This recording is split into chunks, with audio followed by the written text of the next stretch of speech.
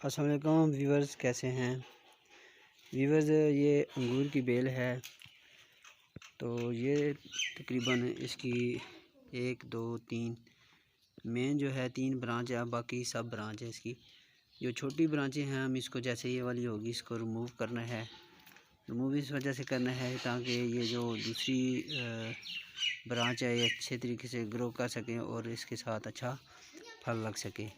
तो जो इसकी सब ब्रांच है, जो छोटी वाली हैं, जैसे ये वाली हैं काफ़ी सारी, जिनके आगे मज़ीद वो रूट नहीं निकले हुए जिसके साथ इसको बढ़ना होता है, तो इनको हम रिमूव करते हैं। चलते हैं, वीडियो शुरू करते हैं।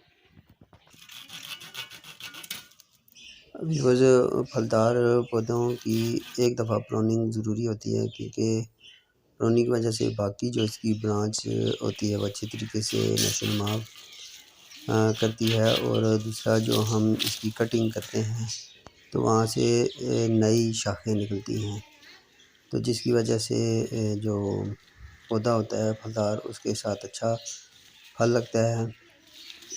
नाज़रीन, आज की वीडियो यहाँ तक की थी।